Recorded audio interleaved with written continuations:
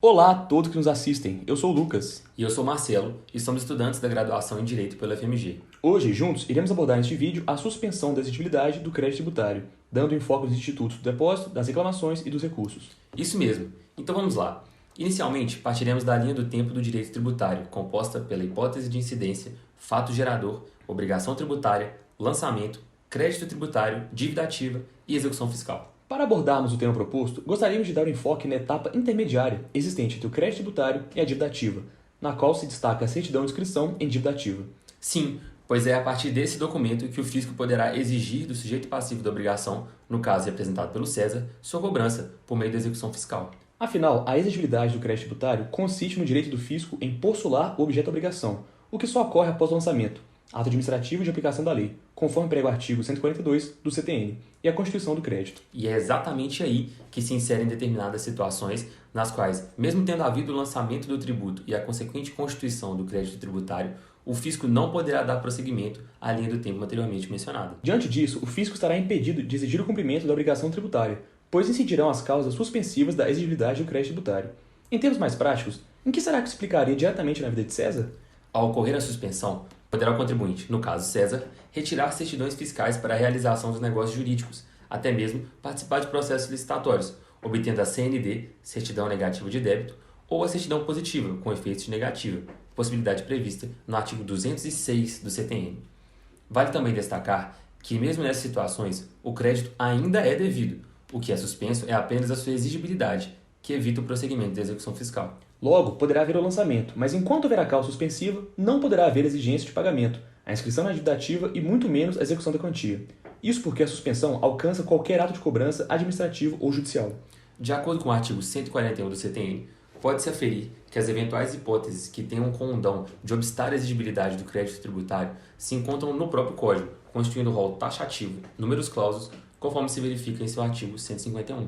Aqui, vale ressaltar que as mencionadas causas que suspendem a exigibilidade do crédito tributário não dispensam o cumprimento das obrigações acessórias dependentes da obrigação principal cujo crédito seja suspenso, ou dela consequente, conforme o parágrafo único do artigo 151. O nosso intuito hoje, todavia, é dar um enfoque nas causas trazidas pelos incisos 2 e 3, quais sejam o depósito, as reclamações e os recursos.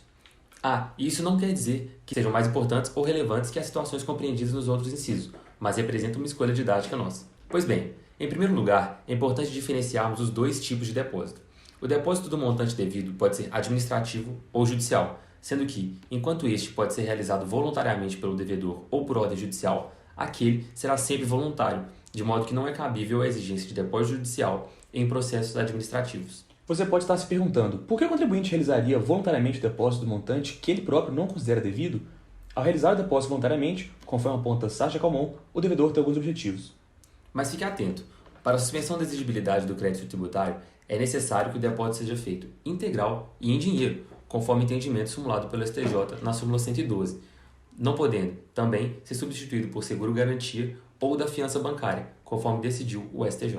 Importante ressaltar também que o depósito não pode ser utilizado como requisito de admissibilidade para a propositura de ação que vise discutir o crédito tributário, ou então como requisito para a propositura de recursos administrativos, conforme já se posicionou o STJ nas súmulas 22 e 28 e também o STF, por meio da súmula vinculante número 21.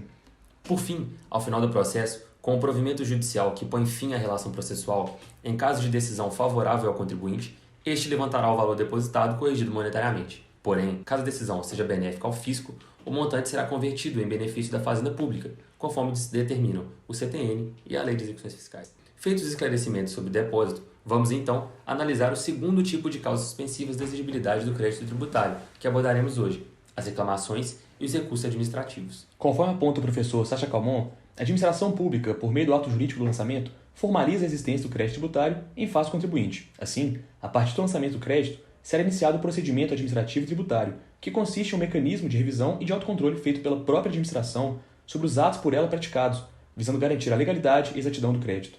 Nesse sentido, apenas estará devidamente constituído o crédito tributário após finalizado o procedimento administrativo, seja em razão da ausência de impugnação pelo contribuinte, seja por decisão administrativa favorável à Fazenda Pública. Portanto, na pendência de procedimento administrativo, com a apresentação de defesa em primeira instância pelo contribuinte, reclamações, e os recursos subsequentes, a exigibilidade daquele crédito tributário lançado estará suspensa, não podendo a Fazenda Pública exercer seu direito de ação em face do contribuinte. Ao ser julgada, caso a decisão administrativa seja favorável ao contribuinte, haverá extinção do crédito tributário.